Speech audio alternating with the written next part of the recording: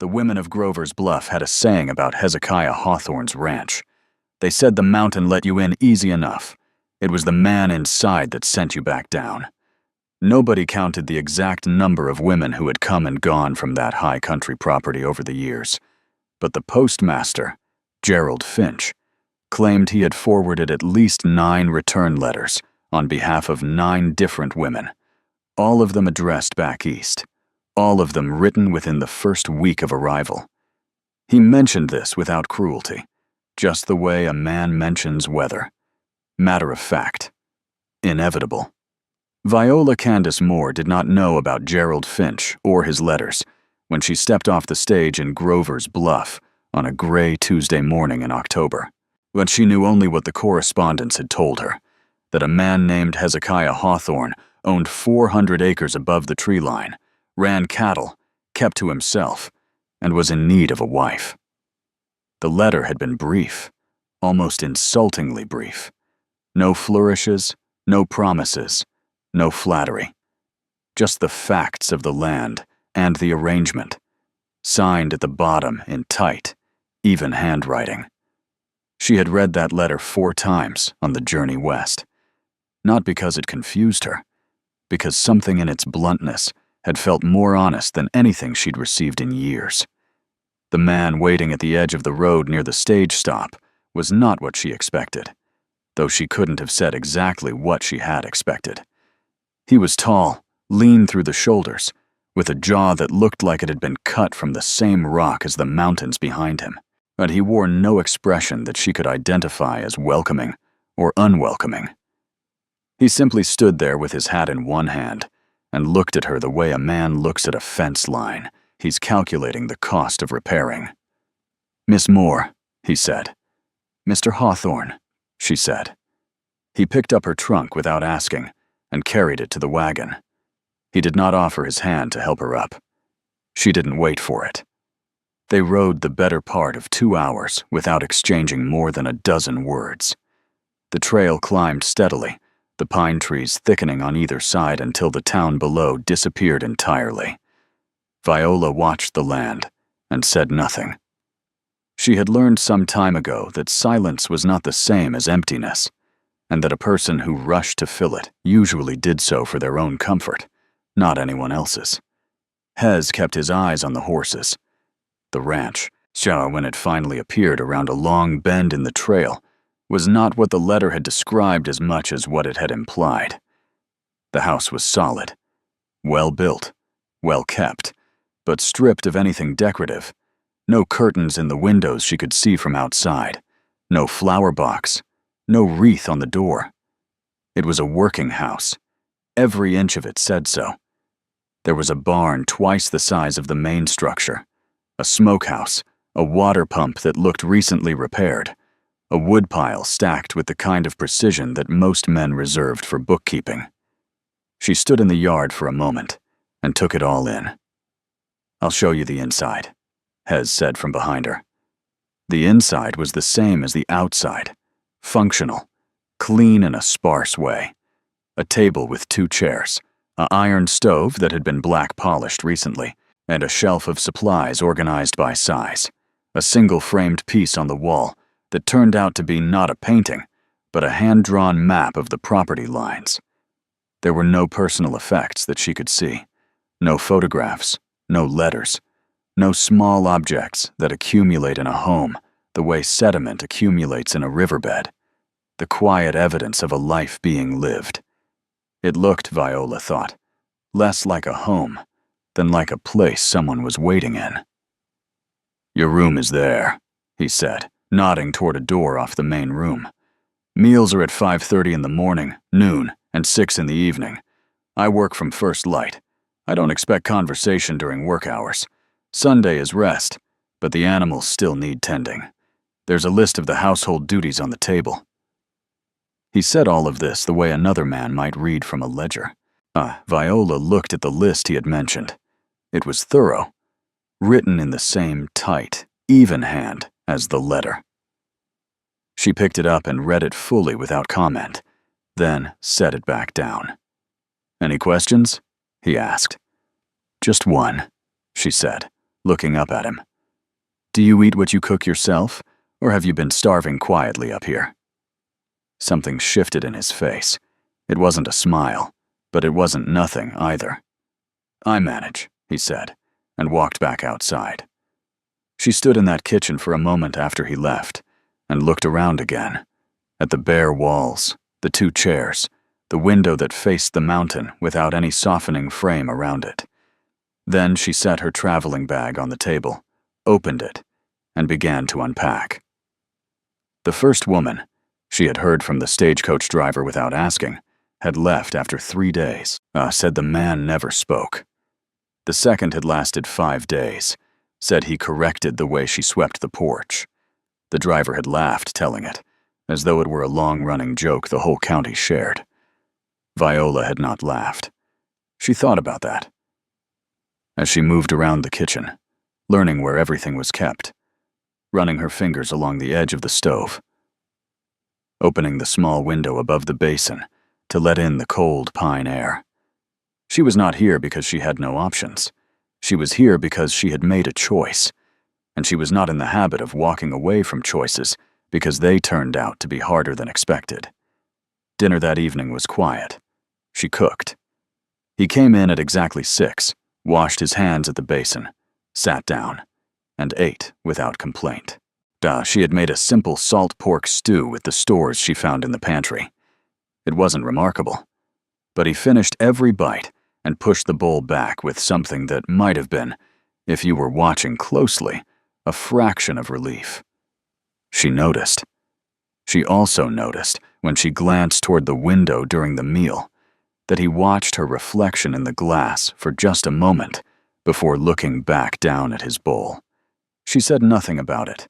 She simply cleared the dishes and began washing them in the basin. He stood to leave, then stopped near the door. "You didn't ask about the others," he said.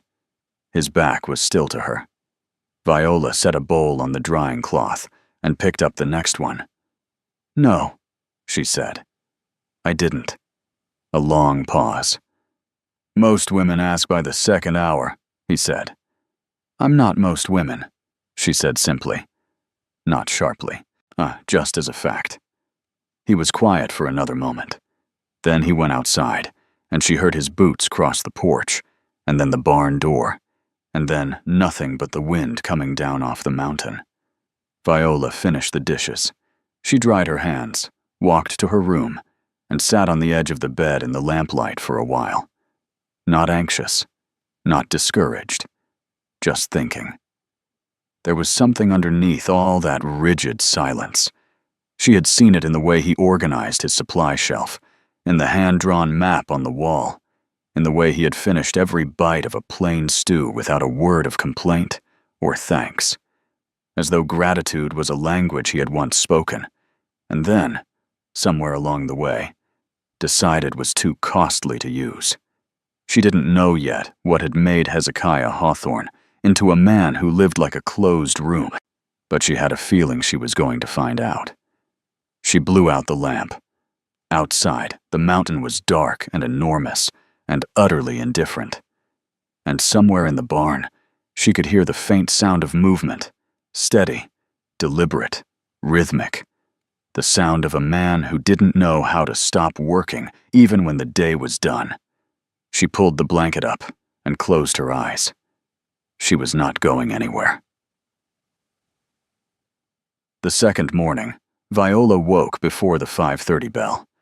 She didn't know what woke her, whether it was the cold coming through the window seam or some internal instinct that had quietly recalibrated to this new altitude overnight. She lay still for a moment and listened. The ranch was already making its sounds, boots on frozen ground, the low protest of cattle somewhere below the tree line, the rhythmic pull of the water pump. Yet he had been up for a while. She dressed without hurrying, built the stove fire from the coals he had left banked the night before.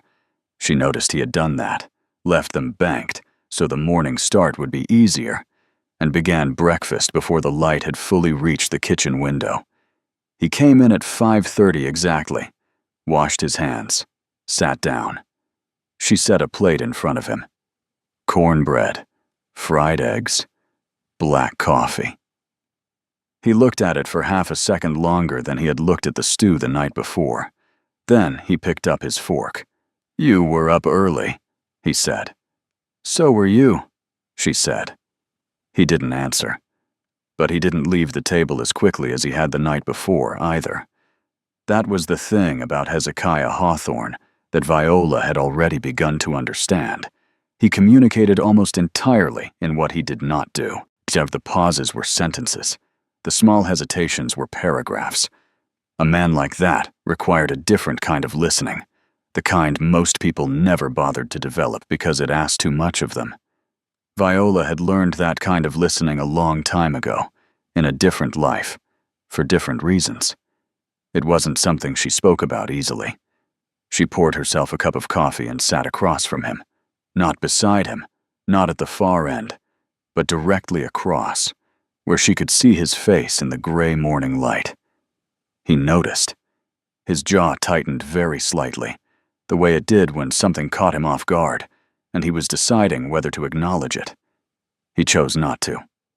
After breakfast, he was gone. She heard him in the barn, then out toward the upper pasture, his voice carrying faintly on the cold air as he moved the cattle, but not harsh, just direct. He spoke to his animals the way he spoke to everything, economically, as though words were a finite resource, and he had learned early not to squander them.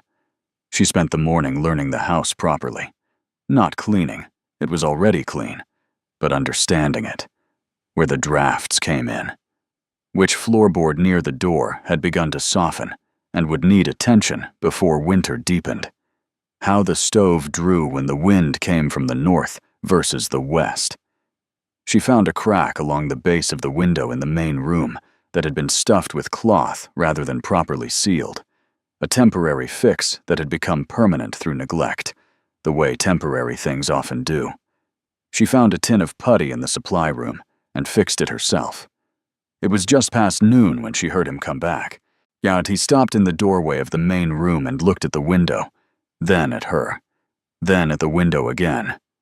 "That's been like that for 2 winters, he said. "I know," she said. "I could tell." He stood there a moment longer, and she had the distinct impression he was trying to decide whether to say something else. He turned and went back outside instead. She set the tin of putty back in the supply room and returned to the kitchen to start lunch. By the 3rd day, a shape had begun to form between them. Not warmth exactly.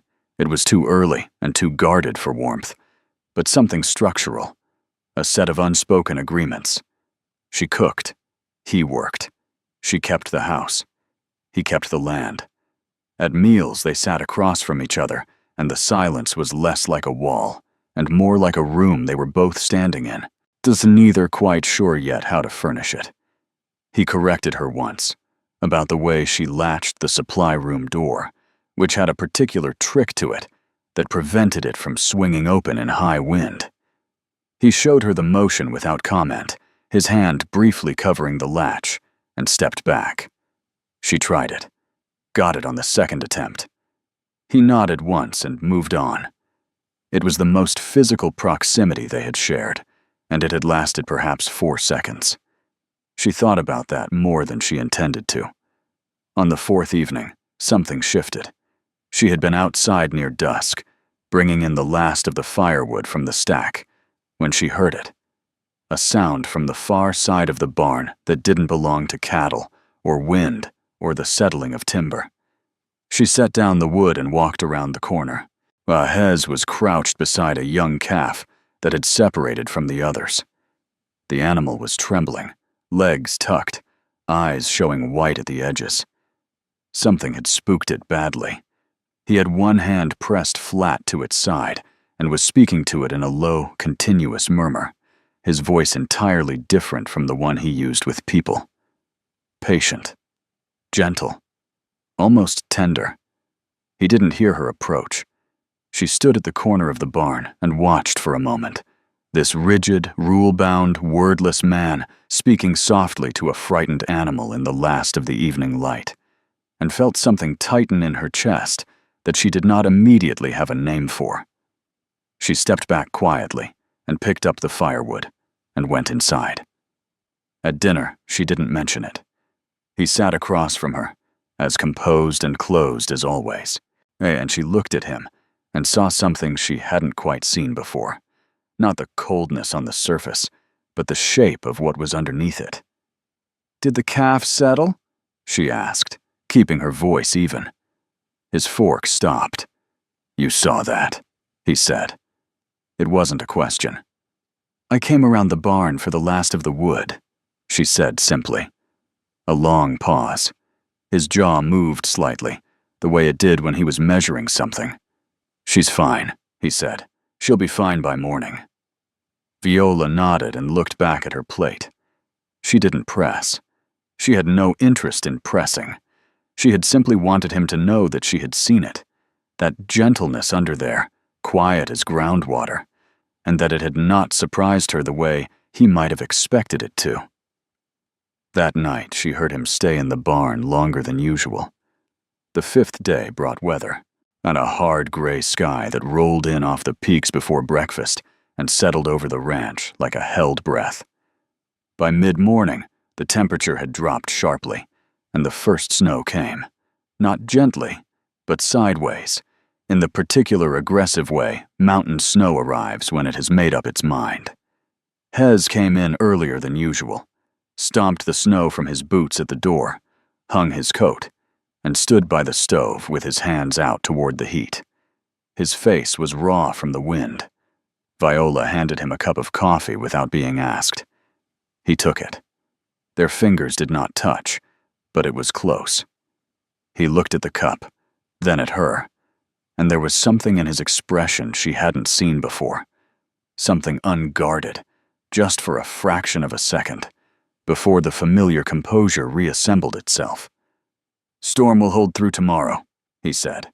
"Oh, then we stay in," she said. He looked at her as if he wasn't sure what to do with that, with the ease of it, with the absence of complaint or fear.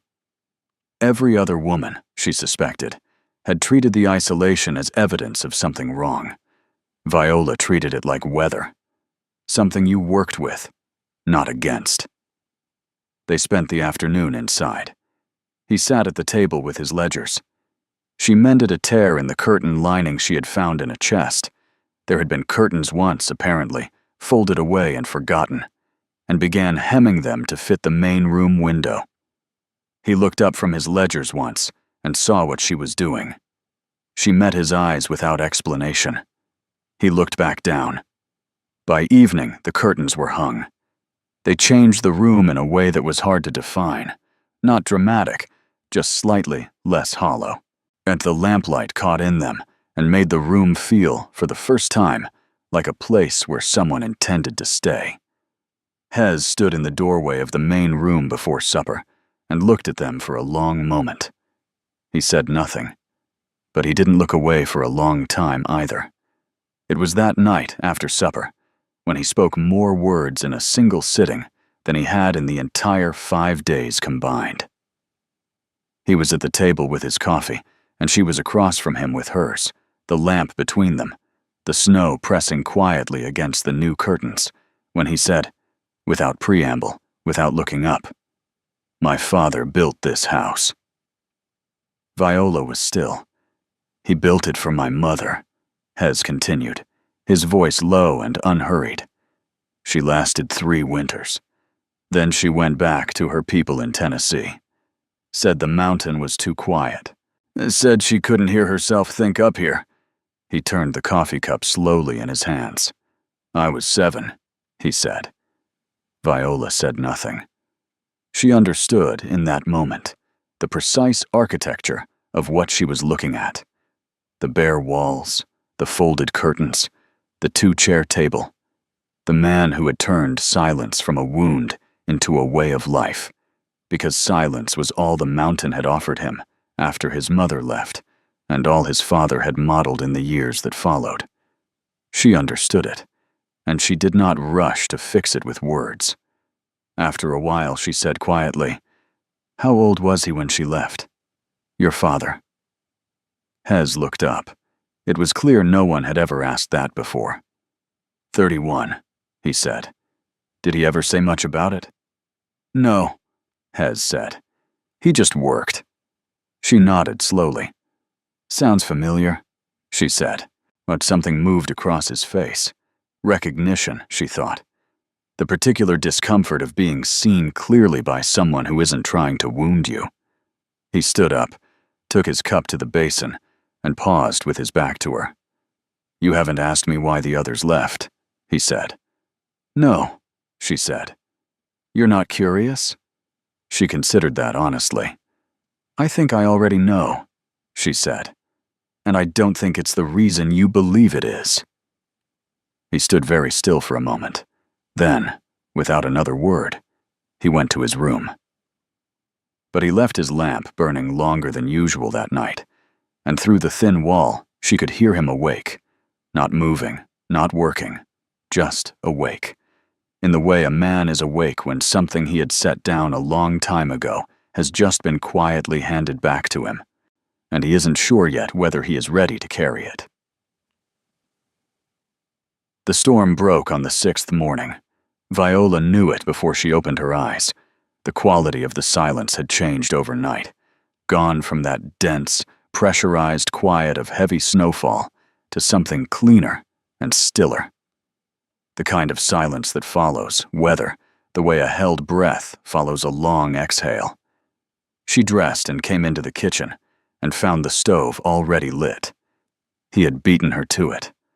There was coffee on, not just coals banked, actual coffee, already brewed, sitting in the pot with a cloth folded over the handle to keep it warm.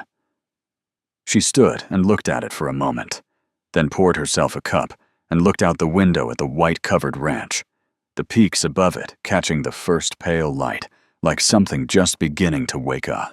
She didn't remark on the coffee. She understood by now that remarking on things made him retreat, so she simply drank it and let it mean what it meant. He came in from the barn an hour later, snow on his shoulders, and she had breakfast waiting.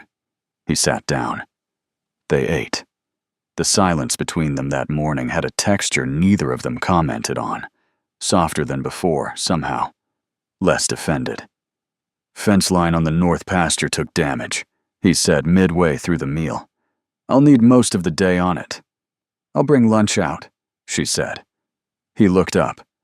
You don't have to do that, he said. I know, she said, and returned to her breakfast. He left without arguing. She noticed he didn't tell her which part of the north pasture either, as though he expected her to find him, or perhaps as though he hadn't quite decided yet whether he wanted her to. She found him anyway. It wasn't difficult. She followed the fence line east from the barn until she heard the steady rhythm of a hammer against a post. And then she saw him, coat dark against the white ground, working with that same concentrated precision he brought to everything, each movement deliberate and without waste. She came up beside him and set the lunch pail on a flat rock nearby. He drove 2 more nails before he stopped and turned. He looked at the pail, then at her, then at the distance she had covered through the snow to get there. It's a long walk, he said. Yes, she agreed pleasantly. He sat on the rock beside the pail and opened it. She stood a few feet away and looked out across the north pasture, the white ground broken only by the dark fence posts and the tree line beyond. The sky above it all so blue it almost hurt to look at. It's beautiful up here, she said, not to fill silence, just because it was true. He chewed slowly and looked out at the same view. Most women say it's lonely, he said. Most women aren't wrong, she said. It's both. He glanced at her sideways. Something in the line of his shoulders shifted, not dramatically, just the way a door shifts when a latch is released, not yet open, but no longer held shut by force. They stayed like that for a while. The cold was sharp, but not cruel. The mountain was enormous around them, and entirely indifferent. And somehow that indifference made the small, warm fact of two people sitting near each other feel more significant than it might have elsewhere. He finished eating and closed the pail and handed it back to her. "Thank you," he said. It was the first time he had said those words since she arrived. She accepted the pail and turned to go, and he went back to his fence posts, and neither of them said anything else. But she was smiling by the time she rounded the tree line, and she didn't bother trying to stop it. The days that followed were not dramatic. There were no grand declarations, no sudden transformations, no morning when Hezekiah Hawthorne woke up a different man. That was not how it worked with a man like him. She had understood that from nearly the beginning. What happened instead was smaller and slower, and, in her estimation, is considerably more real. He began leaving the stove already lit every morning. He stopped disappearing to the barn immediately after supper, staying instead at the table a few minutes longer each evening, not talking much, but present in a way he hadn't been that first week. Once, when she mentioned that the supply room shelf nearest the door had developed a lean, he fixed it the same afternoon without being asked again. She caught him one evening, standing in the doorway of the main room and looking at the curtains she had hung. Just looking. The lamplight moved in them gently, and the room had the quality of a place that was, slowly and cautiously, becoming a home again. She said nothing. She let him look. Then, one afternoon in the third week, the postmaster's wagon came up the trail. Gerald Finch himself, red-faced from the cold, checked with a small parcel of mail and the undisguised curiosity of a man who had forwarded 9 return letters and was quietly astonished to find no 10th one in his bag. He stayed for coffee. She poured it, and he sat at the table and talked more than both of them combined, which was not difficult. And somewhere in the middle of his talking he said, with the frankness of a man who has simply stopped pretending people don't talk, "I'll be honest, Miss Moore. The whole town had bets on you by Thursday." Viola raised an eyebrow. "What kind of bets?" "On when you'd be coming back down," he said, with the grace to look slightly abashed. She set her cup down. "And what do they say now?" Gerald glanced at Hez, who was sitting with his coffee and looking at the table with the particular expression of a man who would very much like to be elsewhere. Then Gerald looked back at Viola, and a slow grin crossed his weathered face.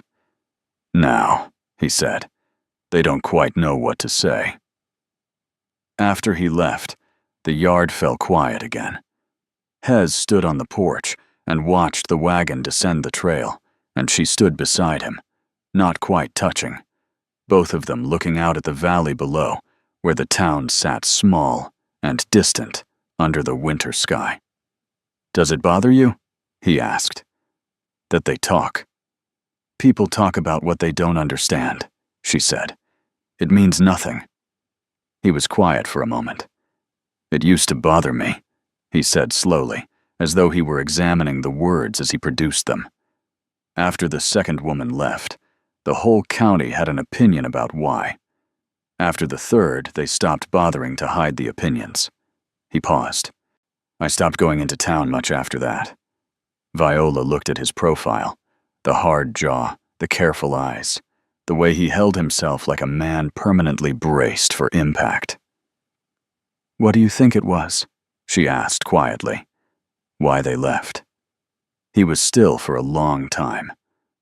"I think," he said finally, "I forgot how to make room for another person. My father never learned it after my mother left.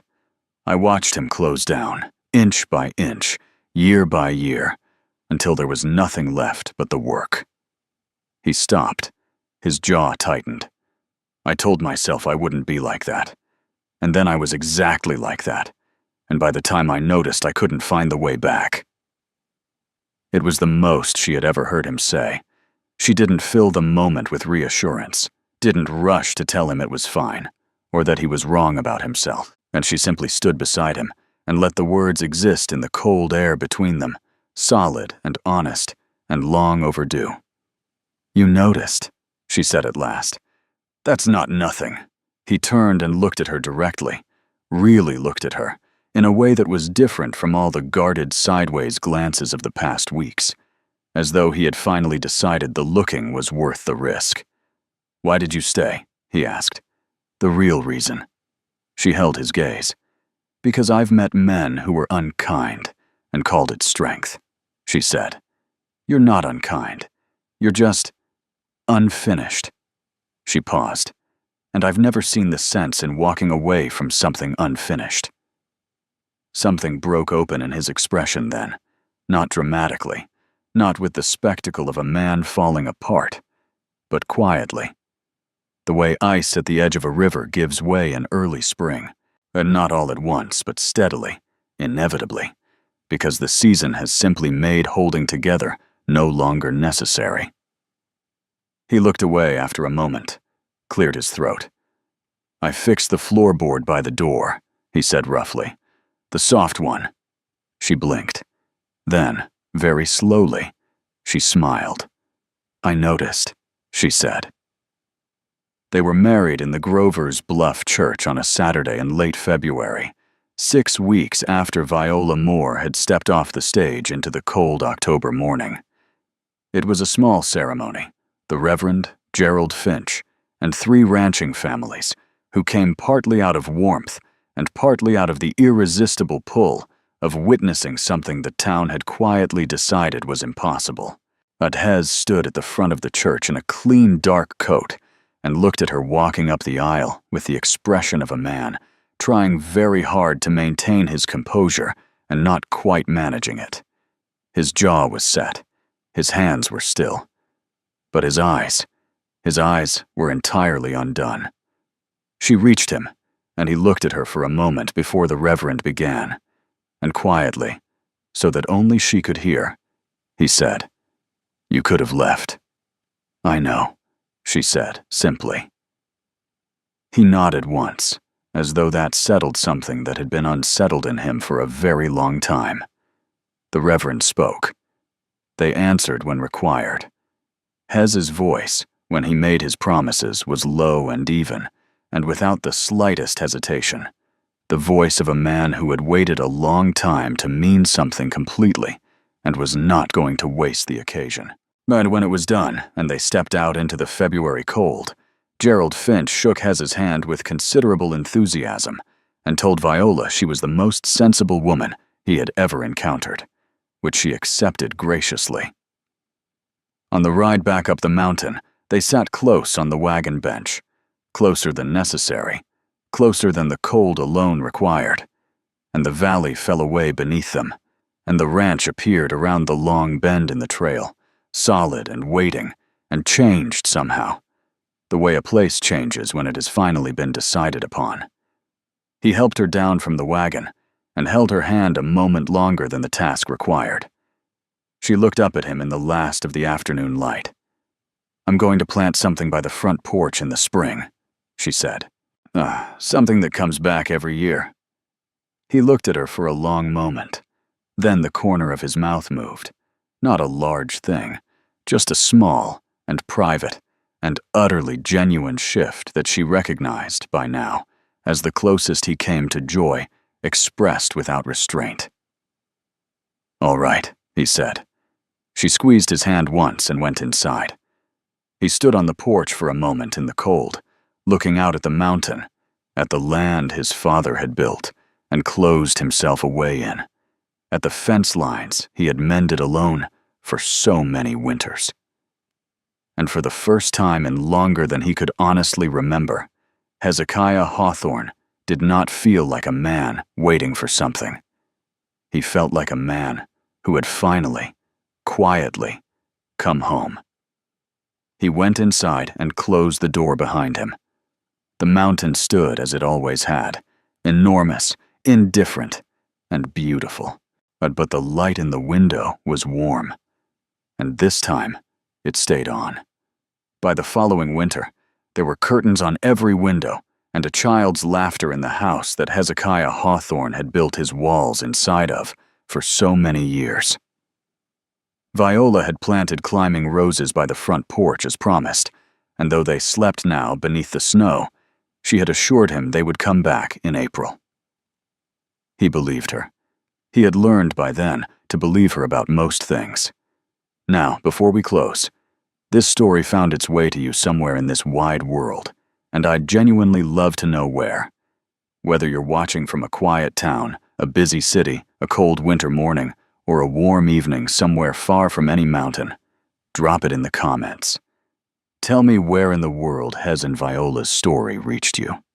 And if there's something you felt this story could have done better, a moment that needed more space, a detail you wished had been explored, anything at all. Your thoughts are genuinely welcome. Every suggestion helps shape the next story, and I read more of them than you might think.